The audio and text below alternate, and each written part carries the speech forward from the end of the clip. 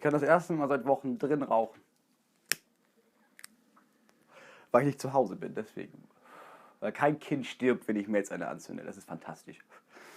Zuerst organisatorischer Krams. Ganz viele Menschen, oder was heißt ganz viele Menschen? 3 Leute haben gefragt, ob ich nicht meinen Videoblog auch noch auf Englisch machen könnte. Dass ich so einfach 2 Blogs mache. Und dann fragte einer, vielleicht noch einen auf Türkisch. Problem ist, ich spreche kein Türkisch. Ich spreche auch nicht besonders gut Englisch. Deswegen meinen die Leute, okay, dann kannst du ja so Untertitel bauen. Das geht doch. Das ist eine fantastische Idee, die echt viel Arbeit beansprucht. Und Arbeit ist nicht mein Ding. Aber ihr könnt das machen. Es gibt jetzt hier irgendwo auf YouTube so einen Knopf, den ich habe freischalten lassen. Ich weiß nicht genau wo, aber man kann darauf drücken und dann könnt ihr in der Sprache, die ihr sprecht, Untertitel für meine Videos machen. Das ist genial. Ich bin gespannt, wie viele Sprachen wir für dieses Video zusammenbekommen.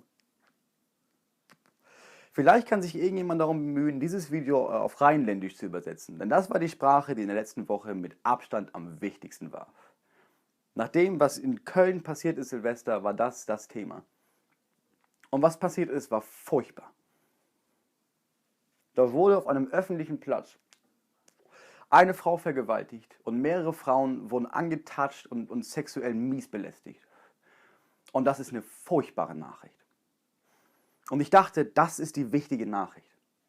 War es aber gar nicht. Für die meisten Medien war nicht das die wichtigste Nachricht, sondern viele von den Tätern hatten Migrationshintergrund. Das ist das Wichtige. Nein, ist es nicht.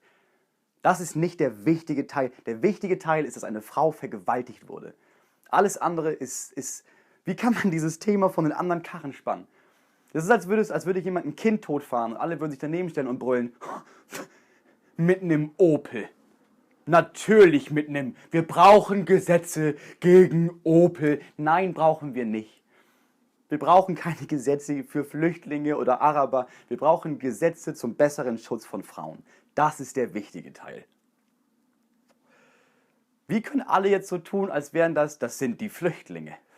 Das waren nämlich jetzt im Nachhinein, das waren auch nicht 200 Leute auf dem Platz, das waren die ganzen Araber. Und deswegen haben die ganzen Zeitungen, die haben jetzt mal Soziologen geholt. Und die haben mal analysiert, wie ist denn das Frauenbild bei den ganzen Arabern? So wie bei anderen Menschen auch. Vielleicht sogar ein bisschen schlimmer, aber ja nicht bei allen. Das, was gerade gemacht wird, nennt man sippenhaft. In Deutschland sind einige Menschen Klempner. Deswegen kennen sich nicht alle Deutschen per se gut mit Rohren aus. Einige schon. Genau wie einige muslimische Männer, die hierher kommen, ein furchtbares Frauenbild haben. Und wir müssen alles, was wir an Energie, Zeit und Geld haben, investieren, um dieses Frauenbild irgendwie zu verändern. Was ja nicht heißt, dass das Frauenbild hier besonders gut ist. Auf irgendeinem Oktoberfest oder auf irgendeinem Karneval. Frauen werden nie sicher sein, in keinem Land der Welt, weil sich überall Männer befinden. Und das ist das Problem. In Deutschland leiden 40% der Frauen, und das ist fast die Hälfte. 40% der Frauen, die über 16 sind, waren mindestens einmal Opfer von sexueller oder körperlicher Gewalt.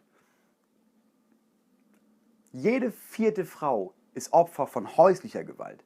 Das heißt, egal wo ihr gerade sitzt, in eurer Straße oder in eurem Gebäude, wird eine Frau zu Hause geprügelt und missbraucht. Und das ist furchtbar. Und einige dieser Menschen, die das ihren Frauen antun, gehen danach in die Moschee und beten zu Allah. Das stimmt. Und andere Männer setzen sich danach ruhig an den Küchentisch und essen Grünkohl mit Pinkel. Denn Gewalt gegen Frauen ist kein muslimisches Problem oder ein arabisches Problem. Gewalt gegen Frauen ist ein männliches Problem. Und daran sollten wir was ändern.